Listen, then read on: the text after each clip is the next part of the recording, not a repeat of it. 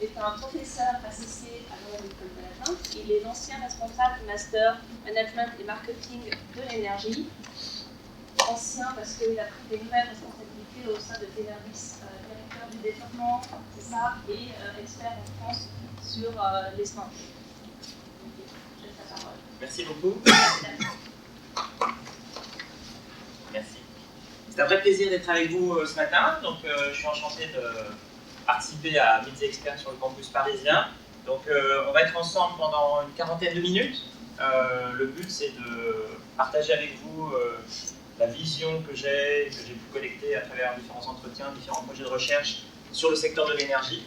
Et puis de partager avec vous des réflexions. Donc, on aura du temps à l'issue pour des questions et des réponses. Je vais essayer de maintenir mon timing pour qu'on termine vers 9h15 et qu'on ait une petite quinzaine de minutes, voire plus pour ceux qui peuvent rester, pour échanger. Donc le titre de mon intervention, c'est l'énergie demain, de la transition énergétique aux smart cities. Il y a quelques mots-clés sur la transition énergétique qu'on va discuter ensemble, et la digitalisation, la numérisation de l'énergie, qui est une tendance lourde.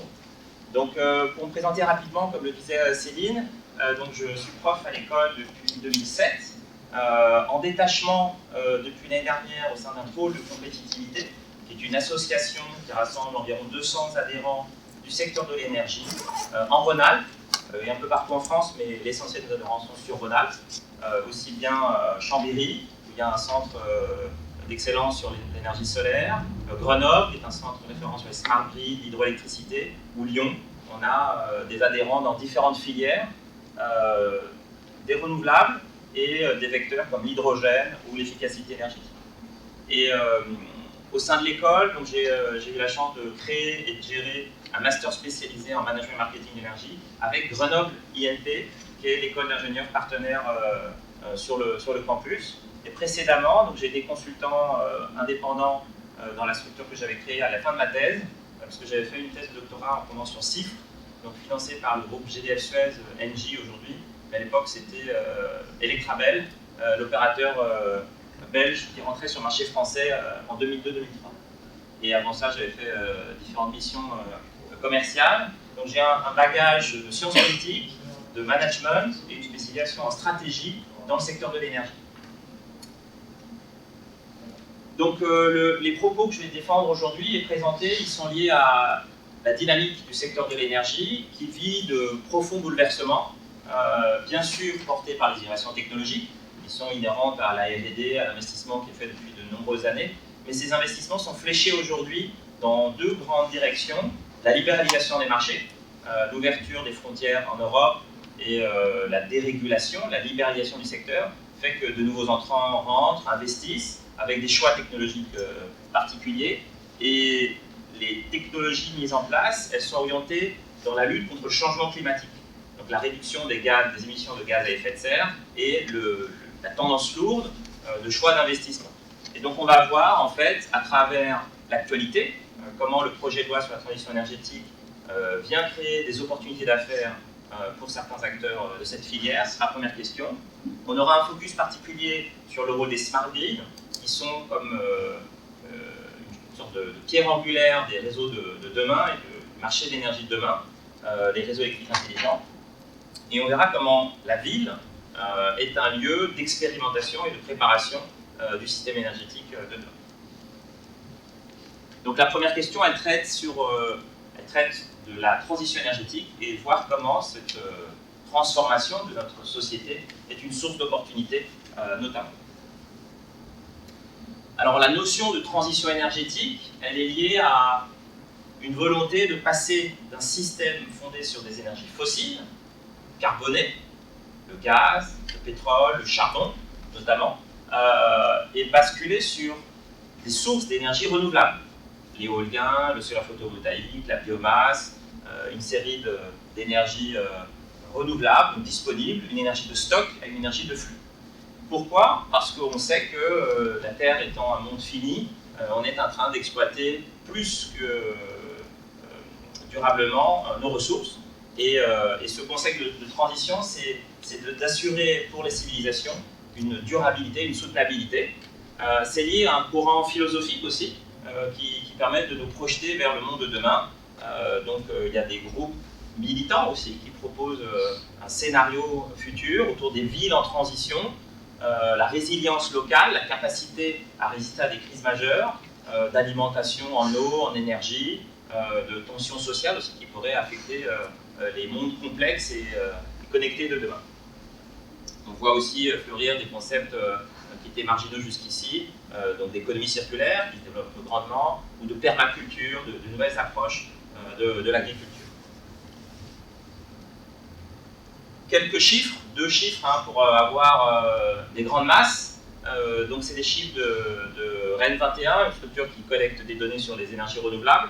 En 2012, sur les énergies fossiles, elles assuraient près de 80% de notre alimentation en énergie finale au niveau mondial et 19% seulement pour la part des renouvelables. Et dans ces renouvelables, une partie sur la biomasse traditionnelle, donc la combustion du bois essentiellement, et puis des énergies modernes autour de la géothermie, le solaire et l'hydroélectricité. Donc une part très marginale, mais qui va être appelée à se développer.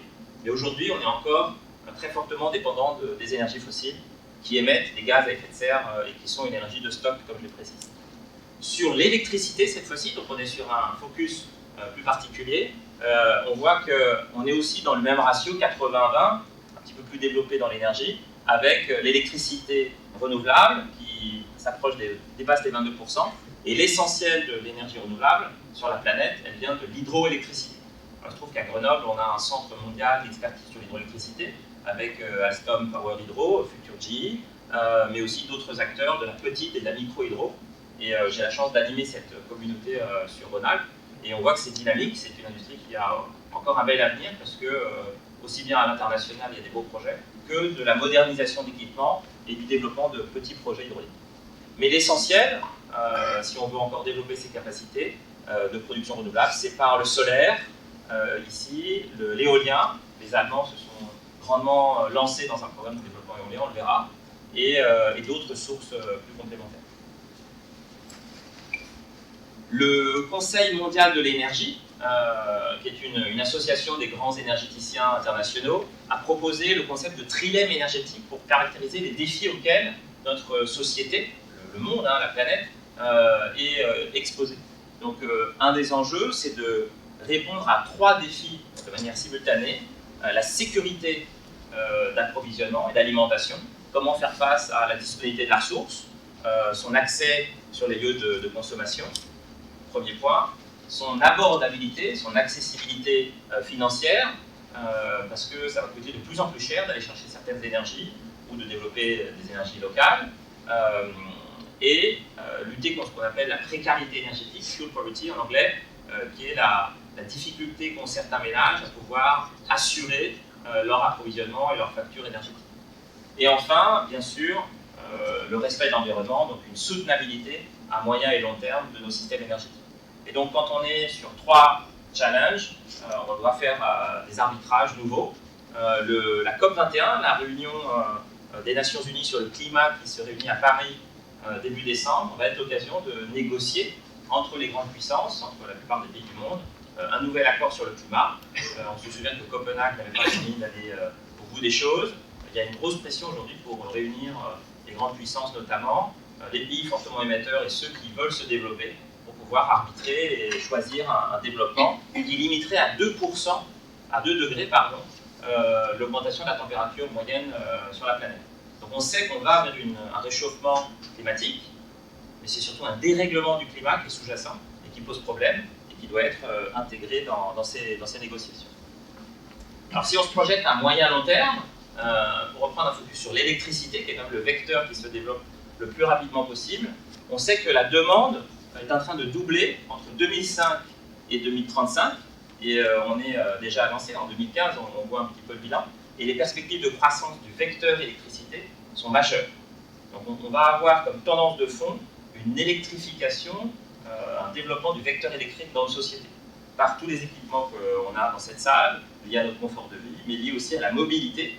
On va essayer de décarboner en passant sur du mode électrique. On reporte le problème sur la source de l'origine électrique, est-ce qu'elle est carbonée ou pas. Mais le vecteur électrique en lui-même va fortement se développer, et principalement, on le voit en Asie, avec une croissance encore démographique très forte. L'Afrique également aussi, qui sont des marchés d'avenir. On traitera ce sujet en particulier.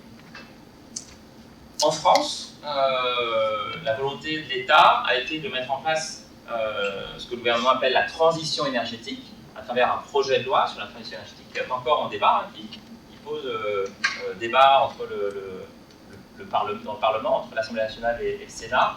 Et le concept, c'est de passer, comme on l'a vu, d'une société fondée sur la consommation abondante d'énergie fossile à une société plus sobre et plus écologique. Donc c'est à la fois la sobriété de la réduction des consommations, de l'efficacité énergétique, mais aussi une énergie plus durable, plus renouvelable. Donc concrètement, c'est réduire de 40% nos émissions de gaz à effet de serre d'ici 2030. Ce n'est pas un objectif anodin, c'est un vrai choix de transformation de nos systèmes productifs et de mobilité. Et les diviser par 4 d'ici 2050, c'est ce qu'on appelle le facteur 4. Réduire de 50% la consommation d'énergie, donc une transformation radicale de nos modes d'usage de l'énergie en termes d'isolation, d'efficacité des process industriels ou d'efficacité des systèmes technologiques qu'on a autour de nous. Réduire notre dépendance, gagner en compétitivité et créer de l'emploi, c'est-à-dire relocaliser la production d'énergie au lieu d'acheter une énergie fossile à l'étranger. Des milliards d'euros, on est sur une facture passée, alors le prix du baril ayant baissé, la facture va baisser, mais on était à plus de 60 milliards d'euros par an de facture énergétique pour la France. Donc tout cet argent qui va enrichir les pays du Golfe, les pays producteurs de pétrole, il pourrait aussi être relocalisé dans une logique de production en Europe ou en France, si on part sur des énergies renouvelables.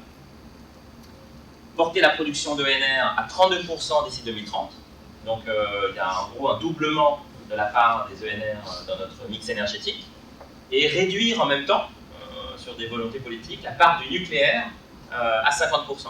Donc ça fait un challenge assez important sur la feuille de route. Et bien sûr, maîtriser les prix d'énergie et lutter contre la précarité, puisque le schéma de pensée se veut inclusif socialement, et donc de garder une certaine cohérence sociale dans notre modèle. Donc d'où on part aujourd'hui, comme j'expliquais, on est vraiment dépendant aujourd'hui d'énergie fossile. Sur la facture énergétique, on a une part très importante pour le pétrole, le gaz, le charbon qui est en forte diminution mais qui reste encore un peu présent sur certains sites. Donc l'électricité primaire, elle est d'origine nucléaire, et donc l'enjeu, il est de à la fois développer une électricité d'origine renouvelable, localisée, et puis de réduire notre dépendance aux importations. On est encore accro aux énergies fossiles.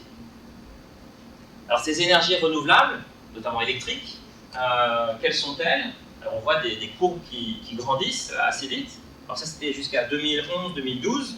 On va voir que juste après la dynamique n'est pas complètement sécurisée. On a vu une envolée des capacités. Mais on part de très très bas. Là en 2011 on était à 6600 MW installés en éolien. Nos camarades allemands ont dépassé les 30 000 MW installés.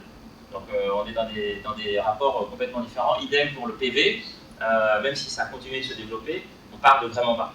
Et encore, entre-temps, il y a eu ce qu'on appelle le moratoire, donc une redéfinition des politiques sur le solaire qui a changé un peu la donne. Donc c'est ce que je souligne ici, les politiques publiques sont très instables et donc perturbent complètement la vision des investisseurs, des industriels et des ménages aussi qui pourraient investir dans ces sources d'énergie. Donc une croissance qui décolle, mais dans la pratique, qui s'est un peu stabilisée. Si on voit les chiffres jusqu'à 2014, il y a eu ralentissement dans l'éolien. Alors on est en train de relancer un plan sur l'éolien offshore, qui est très onéreux, mais qui permet de développer une filière française.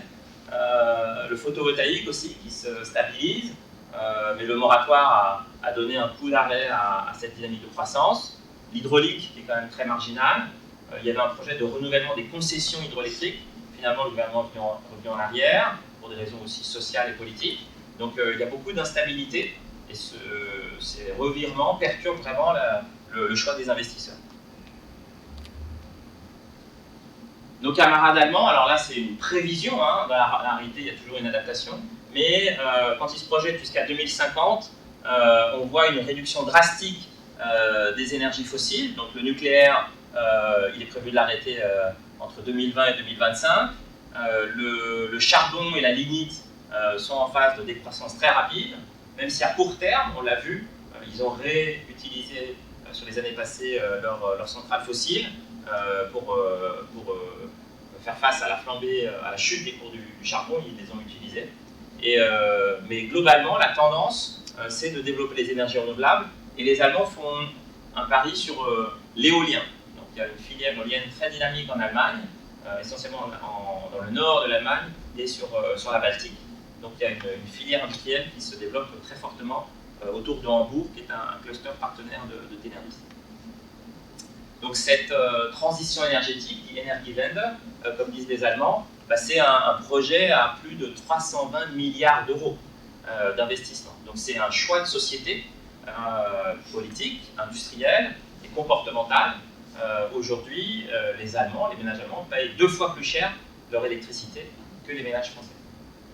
Mais ce coût permet des arbitrages nouveaux sur la parité réseau des énergies renouvelables. Elles deviennent compétitives. Et donc, au lieu d'investir dans des énergies centralisées, ils investissent dans des énergies décentralisées renouvelables. Le marché du stockage de l'énergie émerge aussi en Allemagne, alors qu'en France, il n'est pas du tout compétitif. Donc, si on veut basculer vers un nouveau modèle, le signal prix doit aussi changer. Et ça peut être aussi une collecte pour faire de la redistribution, dans une logique de politique sociale, ou une taxe carbone, notamment, qui permet de collecter certains fonds.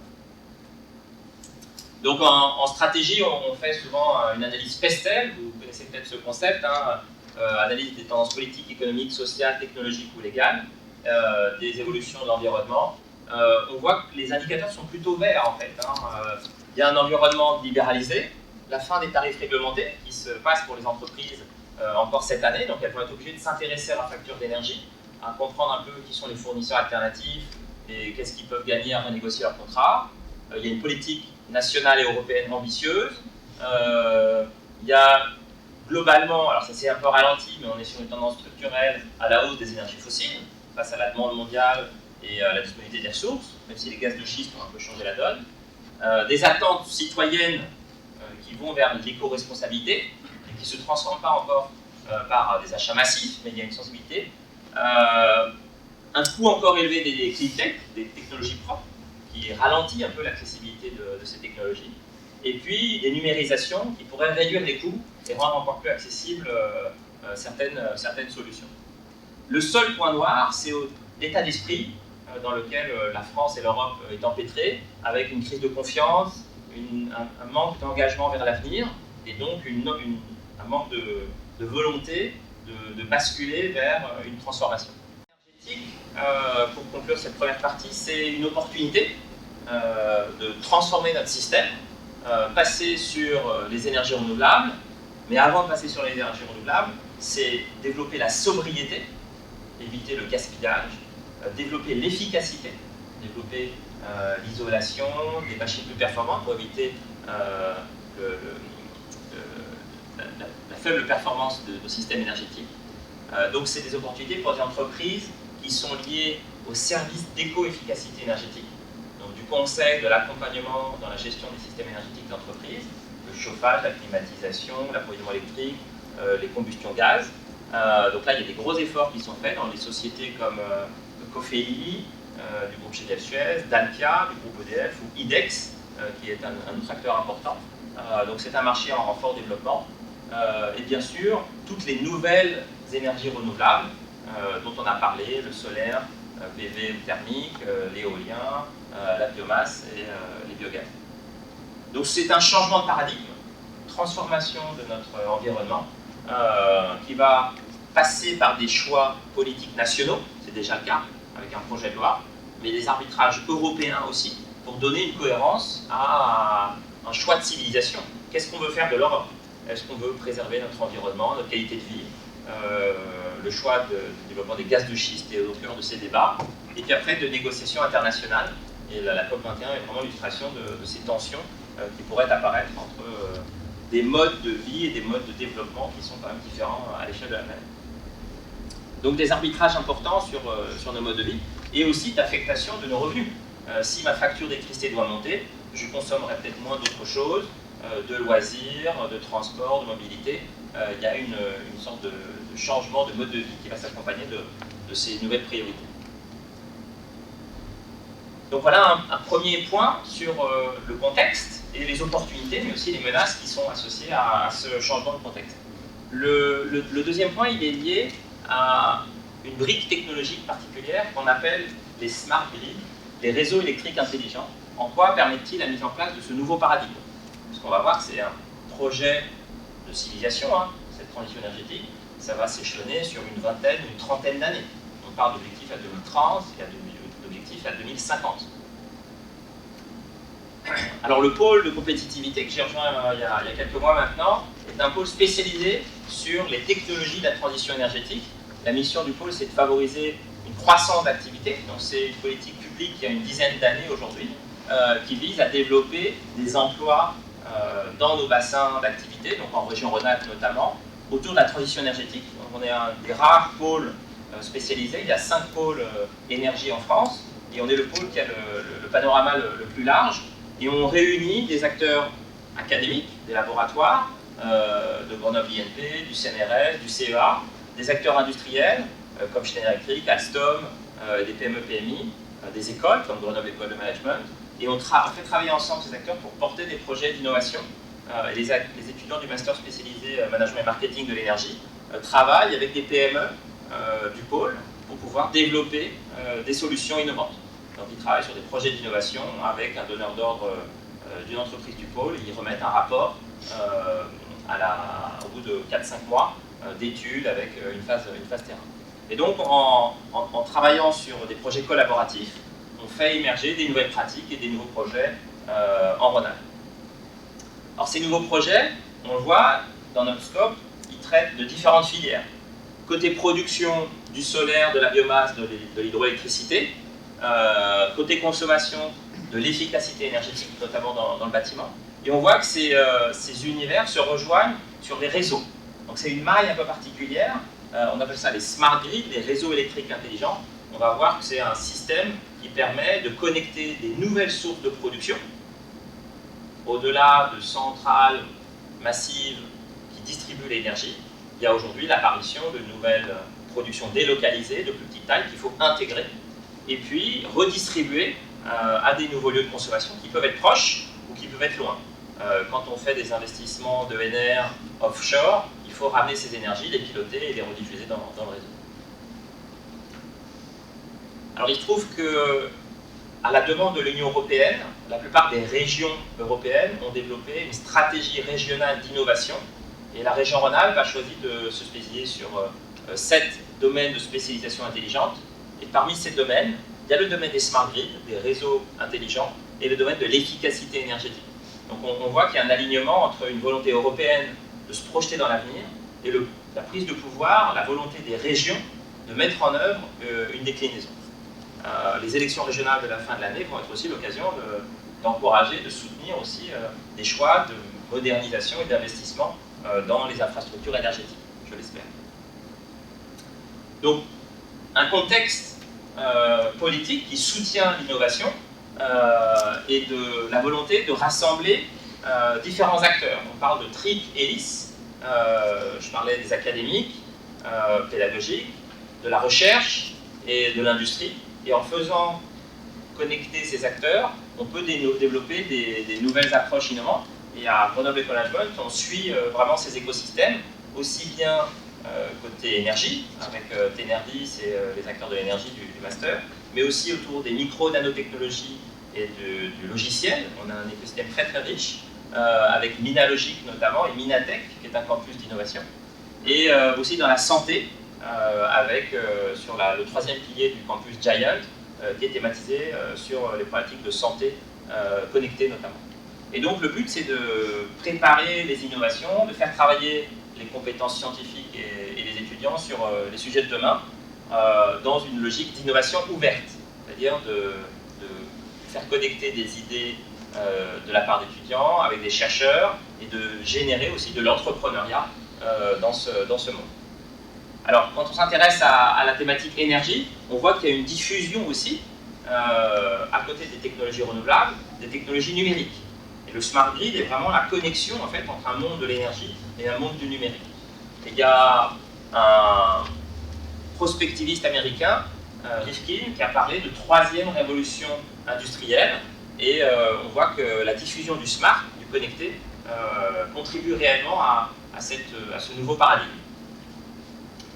Alors Rifkin, c'est son livre qui s'appelle La troisième révolution industrielle, qui propose un nouveau paradigme, un nouveau schéma de pensée basé sur la disponibilité de l'information et la disponibilité de l'énergie.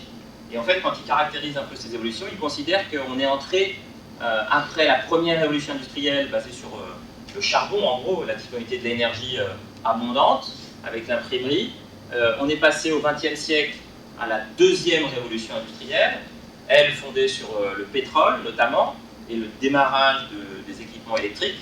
Et il considère que pour le XXIe siècle, on démarre une troisième révolution industrielle basée sur les énergies renouvelables et la disponibilité de l'information numérique.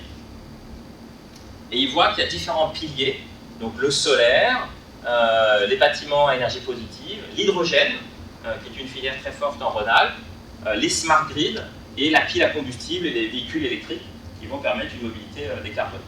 Donc Rifkin explique que c'est un nouveau mode de consommation et un nouveau mode de communication qui est en train de se mettre en place avec cette troisième révolution industrielle. Alors une des pierres angulaires, on l'a vu, c'est le smart grid. Le smart grid, c'est un réseau électrique qui est rendu intelligent, communicant, grâce aux technologies de l'information et de la communication. Donc on ajuste de manière synchronisée les besoins en consommation avec les besoins en production et on essaye de piloter de manière intelligente ces réseaux. Donc c'est des réseaux qui sont capables d'intégrer de manière intelligente des comportements peu prévisibles et de la consommation et des comportements peu prévisibles aussi de la production, puisque les énergies renouvelables sont dites intermittentes et on a du mal à prévoir précisément la production du solaire ou de l'éolien, même si ça s'améliore. Alors qu'est-ce que c'est un smart grid? Ce n'est pas ça. Donc là c'est bien la conjonction d'un réseau électrique et d'un réseau de télécommunications, mais voilà, le but c'est d'avoir une version modernisée, intégrée des réseaux. Donc on le voit, c'est un retournement de la situation des réseaux énergétiques. Historiquement, il y avait des grandes centrales de production, nucléaires, hydrauliques ou gaz, qui envoyaient de l'électricité sur le réseau. Mais aujourd'hui, on a des nouvelles énergies renouvelables, voire de plus petite taille disséminées, qui vont produire à différents moments et qu'il va falloir intégrer dans le réseau avec des lieux de consommation qui intègrent eux aussi, à une maille différente, des sources renouvelables. Et donc on peut, avec des nouveaux systèmes de communication disponibles un peu partout, piloter de manière intelligente ce réseau. Donc c'est des nouvelles briques technologiques, côté production et côté communication, des nouveaux flux d'informations en temps réel et des masses de données, c'est le big data de l'énergie aussi, hein, le smart grid, et donc un nouveau système à intégrer. Donc on voit le smart se diffuse un peu partout, on parle de smart grid, on va parler de smart city, on parle aussi de smart building. Est-ce que vous avez déjà vu à quoi ressemble un smart building? Donc ils sont en train d'émerger, c'est pas ça. Il y a des smart buildings, c'est vraiment l'idée de construire le bâtiment de demain, donc pas rempli de voitures, mais plutôt un bâtiment où il y aura des voitures, et des voitures électriques, qui vont permettre du stockage de l'énergie par leur batterie connectée. Un bâtiment qui sera producteur, marginal, mais qui pourra produire une partie de son énergie, peut-être par le vitrage, par des nouveaux systèmes d'isolation, et puis qui fera du stockage, on l'a vu, et qui communiquera son information à son environnement. Sur Grenoble, il y a un projet porté par Bouygues qui s'appelle ABC, Autonomous Building for Citizens, donc un bâtiment autonome pour les citoyens. Et le but, c'est que le bâtiment il soit à énergie positive, mais puisse aussi se déconnecter du réseau et développer une autonomie énergétique complète. On va atteindre 70% de la population mondiale dans les villes. Alors c'est des villes comme Lagos au Nigeria, Mumbai en Inde ou Chongqing en Chine, hein, avec les anciens qui avaient vécu en Chine. Moi j'ai emmené mes étudiants à Shanghai et à Pékin. Et voilà, c'est un modèle de développement qui ne fait pas rêver non plus. Hein. Le développement de ces villes, à Pékin, on a mal à la gorge quand on circule en ville, on ne voit pas certains jours à plus de 15-20 mètres. Et ça, c'est une ville à l'intérieur de la Chine qui s'est développée massivement. L'agglomération dépasse les 25 à 30 millions d'habitants. Et c'est des villes qui ont des croissances fulgurantes. Chengdu, qui est pas très loin de Chongqing non plus, à l'échelle de la Chine, c'est des villes à elles seules, ces deux villes, il y a plus d'habitants sur ces deux agglomérations qu'en France. Donc si on additionne deux grosses métropoles de 30 millions d'habitants, il y a plus de monde sur deux villes que l'ensemble de la France. Et donc c'est ce modèle-là aussi qui est, alors pas le modèle chinois, mais quand on suit un petit peu les villes qui sont en forte croissance, en Inde, beaucoup, en Afrique aussi, des métropoles qui ont des taux de croissance exceptionnels. Donc des afflux de population, alors souvent c'est dans des bidonvilles, mais le but c'est de voir après comment on va pouvoir intégrer, accompagner ces populations. Donc des villes qui sont en phase de croissance importante et qui vont continuer encore pendant 15-20 ans dans ce phénomène. Donc face à ces challenges, qu'est-ce qu'on fait? Est-ce qu'on essaye de moderniser des villes existantes? Est-ce qu'on essaie de construire des nouvelles villes? On va faire de tout à chaque fois. Et donc il y a différents scénarios, différents modèles. Aujourd'hui, on parle de villes nouvelles, de smart cities, qui sont d'abord pour moderniser, faire du développement économique sur des sites existants. Donc là, il y a la transformation de tout un quartier à Lyon qui s'appelle le quartier Confluence, qui est un projet urbain majeur de modernisation entre Perrache et la confluence du Saône et de la Saône et du Rhône. Et là, il y a le musée, le nouveau musée de Lyon qui a ouvert, et il y a un projet de transformation. Et dedans, l'état de l'art, des technologies d'efficacité énergétique. Mais on a d'autres modèles de développement où c'est des villes nouvelles qui sortent de terre, alors pas en France, mais dans beaucoup d'endroits de la planète. Alors en France, on a connu des villes nouvelles qui sont sorties de terre. En région parisienne, on les connaît, Cergy-Pontoise, Saint-Quentin-en-Yvelines, Évry, Melun, Marne-la-Vallée. Donc si on se remémore 40 ans en arrière, 50 ans en arrière, c'était des nouveaux schémas d'organisation, donc du développement massif de l'habitat collectif, des transports en commun et des universités aussi, pour faire démarrer une nouvelle vie sociale. On peut faire un bilan partagé, mais ça a permis de faire grandir Paris et sa grande couronne. Et aujourd'hui, ces villes, elles sont complètement connectées à la grande métropole parisienne. Et le Grand Paris prévoit aussi le développement de ces structures. Alors on voit après des expérimentations de smart grid, voire on n'est pas encore à la smart city, on est plutôt au quartier intelligent. C'est le cas à Issy-les-Moulineaux, le projet Issy Grid, donc avec quelques acteurs clés qui ont participé à l'intégration d'un quartier d'affaires, d'un quartier d'habitat et des nouveaux systèmes connectés pour du stockage et de la production renouvelable. Donc du logement, du foncier professionnel et puis des implantations de nouvelles solutions technologiques. Donc c'est le rassemblement un peu des compétences, des meilleures compétences françaises, et c'est un projet qui a été financé par des acteurs privés. Donc Bouygues Immobilier, Total, Schneider, Alstom, ERDF, Microsoft. Donc on a le best-of un peu de différents acteurs dans les services numériques et dans l'énergie qui se sont réunis. À Nice, le projet Nice Grid, qui est en train de se terminer, a proposé aussi un quartier intelligent, solaire, avec des systèmes de production renouvelable et du stockage. Donc la volonté, c'était de développer des ENR et de stocker l'énergie renouvelable.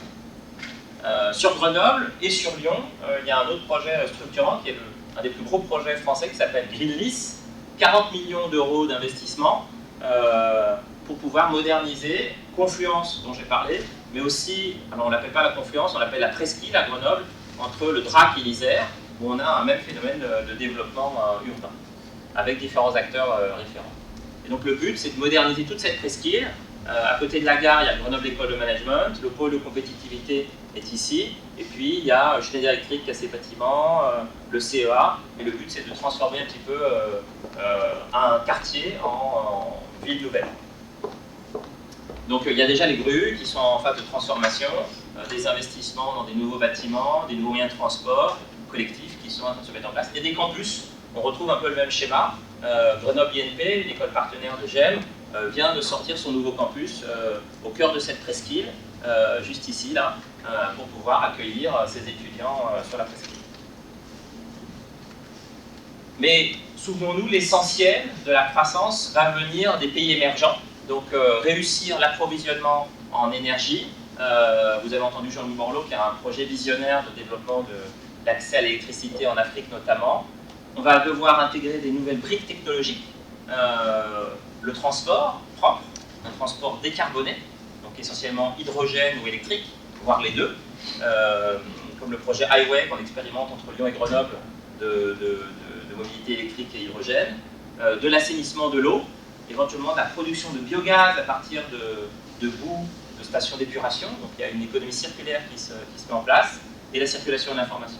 Donc c'est un modèle technologique, mais aussi un modèle social, puisque le but c'est de réussir à faire que ces technologies elles soient acceptées et adoptées.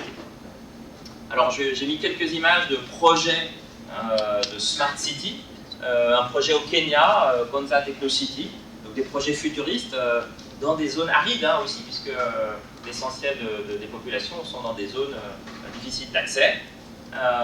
Masdar, à Abu Dhabi, où il y a un projet de ville qui est en émergence. On y a emmené nos étudiants cette année là, en voyage d'études, et moi j'y étais allé en 2013, et en fait la ville se construit et tout autour c'est du désert en fait. Donc il fait très très chaud, c'est climatisé. Ce qui est paradoxal, c'est avec l'argent des pétrodollars qu'on construit une ville nouvelle.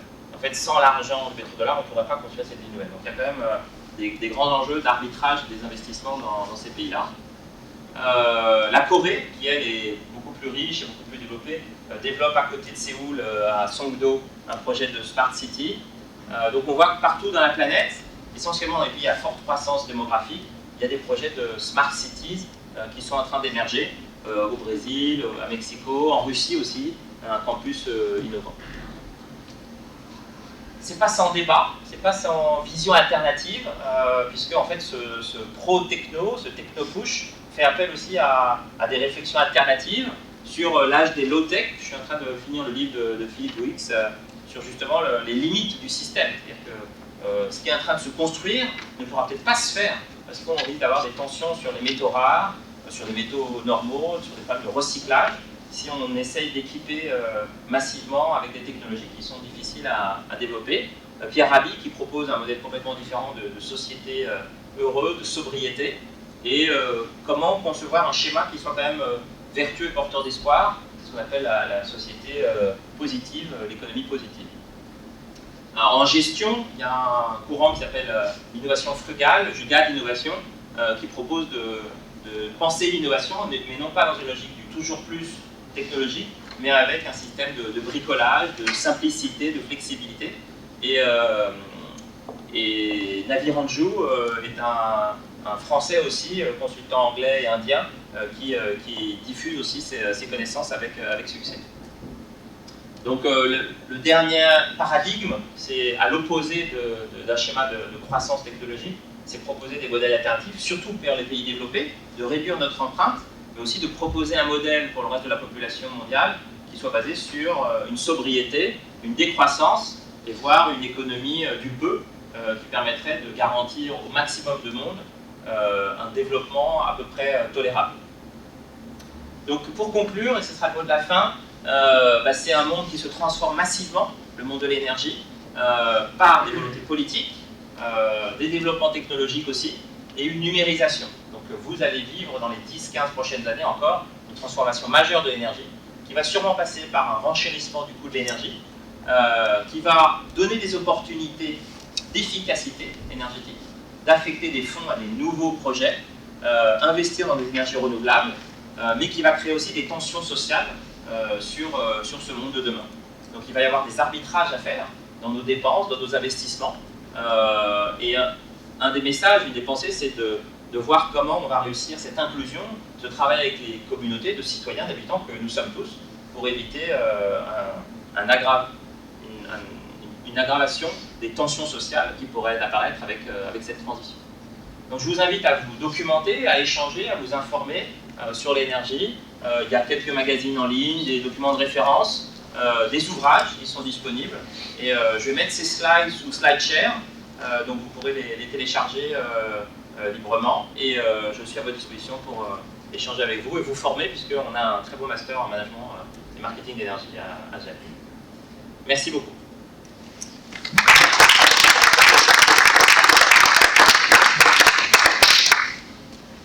prend des questions pour échanger si vous en avez, ou des commentaires. On a 5-10 minutes pour échanger. Oui. Vous avez souligné la pierre d'achoppement de la transition énergétique, c'est l'environnement économique et le financement. Oui. Or, aujourd'hui, on se rend compte que les taux d'intérêt sont tous très très bas oui. pour le financement. On cherche des projets sur lesquels investir. Comment surmonter ce problème? Est-ce que c'est un souci de pédagogie auprès des investisseurs pour leur démontrer le moindre risque peut-être à investir dans ces projets, ou des nouveaux systèmes de financement? Quels sont... Aujourd'hui, le gros souci, c'est la visibilité à moyen long terme. C'est-à-dire qu'on est vraiment dans une logique de très très court terme, de vision sur des mandats politiques, et il n'y a pas de vrai projet de civilisation. Un projet qui donnerait confiance sur 10 ans, 15 ans, 20 ans, et les projets dans l'énergie, c'est des projets structurants. Investir dans un toit solaire photovoltaïque, c'est un engagement sur 20 ans. J'ai fait ça sur la maison, voilà, je ne sais pas si ça marchera, j'avais besoin de me rassurer. Quand on accompagne des industriels qui veulent vendre leur techno, ils vont s'engager sur un contrat de prestation sur 15 ans, 20 ans. Et aujourd'hui, les outils de soutien et de planification sont instables. On lance un projet, on met un moratoire, on lance une tarification, on revient dessus, on lance un éco-move, on démantèle tout. Voilà, c'est que des allers-retours. Et au final, la plupart des opérateurs industriels doutent de la solidité des projets politiques en France et en Europe. Mais de l'argent, il pourrait y en avoir, mais il faut le rémunérer aussi, lui donner de la valeur dans le temps, et puis avoir une sécurité réglementaire. Aujourd'hui, c'est ce qui pose vraiment problème. Des projets, on pourrait en trouver, hein, encore, de l'argent, on pourrait en trouver, mais voilà, il n'y a pas la confiance. Donc au final, quand il n'y a pas de confiance, les projets ne se déclenchent pas dans la durée. Pourtant, on sait qu'à long terme, le scénario probable, c'est vers pratiquement 100% de renouvelables à très long terme. Oui, mais c'est sur 100 ans. Et le problème, c'est qu'aujourd'hui, les investisseurs qui font des projets sur 100 ans, on n'y arrive pas. Cette transition énergétique, elle va mettre un siècle. Hein. Mais là, le problème, c'est juste des taux de retour qui sont exigés sur 2, 3, 4 ans, parce que là, les entreprises ont de la visibilité. Mais dès qu'on passe 5 à 8 ans, il n'y a plus beaucoup de monde pour pouvoir investir et s'engager. Donc on a un vrai problème de temps long, de stratégie en fait, de plus penser en tactique à court terme, mais vraiment de relancer un schéma de civilisation. Oui. Moi j'ai une question justement par rapport à tout ça sur le temps et le timing, parce qu'on sait qu'on va prendre l'exemple de l'Europe, c'est-à-dire qu'on va construire une Europe, on a les capacités, on va pouvoir exploiter les forces et les faiblesses des uns des autres, mais il faut avoir un projet commun et surtout, ne serait-ce qu'au niveau réglementaire ou technologique, utiliser les mêmes choses pour faire les choses bien, sinon ça ne marchera pas. Le problème c'est que ça décale, et pour se mettre d'accord avec par exemple les Allemands, il va falloir, ça va prendre du temps. Est-ce que tu ne penses pas justement que ça va décaler ça trop tard et qu'au final on va passer à côté du coche parce qu'on va vouloir faire les choses trop bien, on va dire? On va se le prendre en pleine figure, le coche, on ne va pas passer à côté. Le souci, c'est qu'à reporter, les projets ils vont arriver de manière encore plus violente, socialement, économiquement, technologiquement. Clairement, ma conviction, c'est que la dynamique, elle doit venir de l'Europe, mais c'est navrant de voir aujourd'hui la situation de l'Europe, qui se fragmente, qui doute, qui risque de s'éclater. Donc il y a un vrai problème de confiance dans notre avenir. Au-delà de la France, l'avenir de la France, pour moi, il passe aussi par l'Europe. Mais aujourd'hui, l'Europe, elle n'a pas de projet. À part un projet de concurrence, il n'y a pas un projet de défense, un projet de culture, un projet social. Donc l'Europe se cherche, et donc aujourd'hui, elle ne donne pas envie. Et pourtant, en énergie, justement, parce que c'est arrivé par tous les acteurs et la puissance énergétique européenne, justement, il y a des choses qui sont faites, mais pas au niveau politique. Oui. Est-ce que, selon toi, il ne faudrait pas que certains pays abandonnent et laissent un leader se développer pour faire aller les choses plus vite, même si ce n'est pas possible, parce que clairement, aucun gouvernement le fera. Oui. Mais selon toi, est-ce que ça ne serait pas une solution? Moi, ma conviction, c'est que ça serait la nouvelle génération, des nouveaux jeunes qui s'engagent en politique pour faire bouger les choses. Non pas une génération passée, mais ceux qui vont vivre le monde de demain, donc les trentenaires, les jeunes quadras qui ont des responsabilités. Il y a une association qui s'appelle Europa Nova, qui propose un nouveau schéma pour l'Europe, et il milite aussi avec d'autres groupes pour un nouveau pacte européen. Et la pierre angulaire de ce pacte, c'est un projet énergétique. Parce que l'origine de l'Europe, avant le traité de Rome, c'était l'Euratom. Hein. Donc on est né aussi d'une volonté à la fois sur les questions de défense, mais aussi sur les questions d'énergie. Et demain, malheureusement, j'ai peur que les questions de défense et d'énergie redeviennent prioritaires.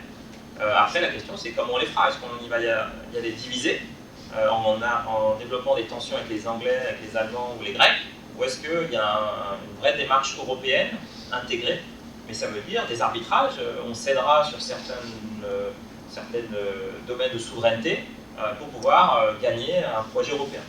On a la chance pour certains de beaucoup voyager, de voir un peu l'Asie, l'Afrique ou l'Amérique du Nord, et on se rend compte quand on vient en Europe qu'on a une vraie unité, une vraie cohérence en termes de diversité sociale, diversité environnementale, culturelle. Et est-ce qu'on veut protéger ce modèle ou est-ce qu'on veut le laisser cheminer mais sans pilote? Et donc pour moi la conviction c'est de redonner un vrai projet à l'Europe qui fédérera les forces vives et notamment autour de l'énergie.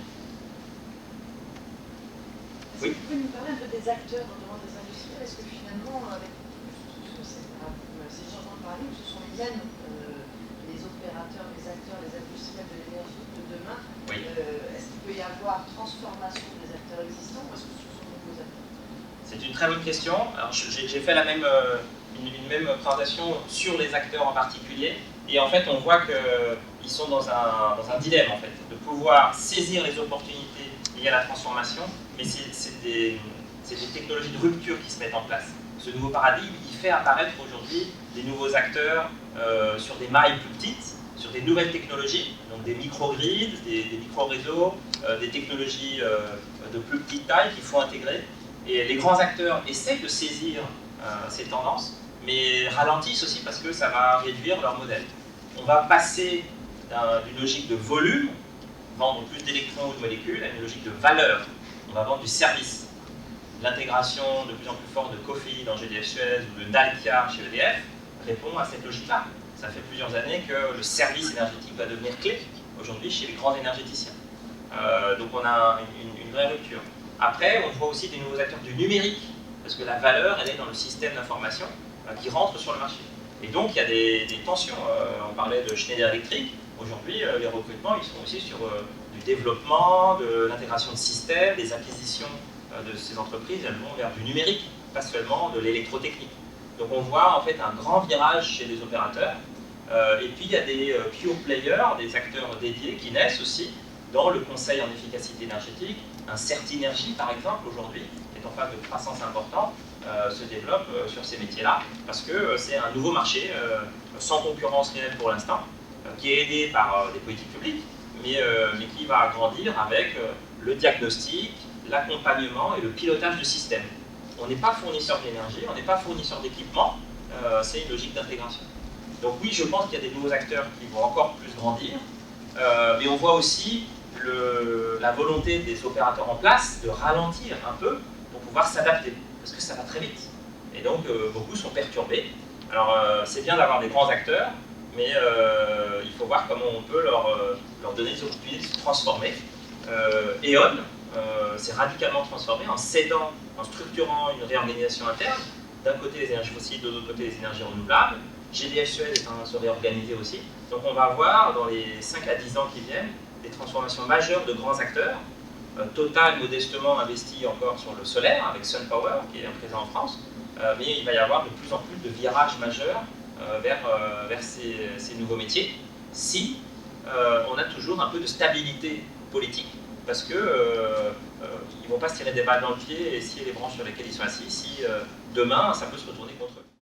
Oui. Mais à propos de stabilité politique, justement, on parle de frein des industriels éventuellement, des freins financiers d'investissement, mais j'avais une discussion justement très récemment avec un ami qui travaille chez Citar, de Suez Environnement, et qui me disait justement qu'il y a des projets innovants qu'ils n'arrivent pas, justement, qui portent auprès des politiques publiques, et donc ils n'arrivent pas à se faire entendre, notamment sur la valorisation et la gestion des déchets. On a des solutions innovantes, mais on n'est pas entendu effectivement pour les mettre en place et les développer. C'est encore autre chose, c'est même plus des problèmes de financement, c'est vraiment une volonté politique.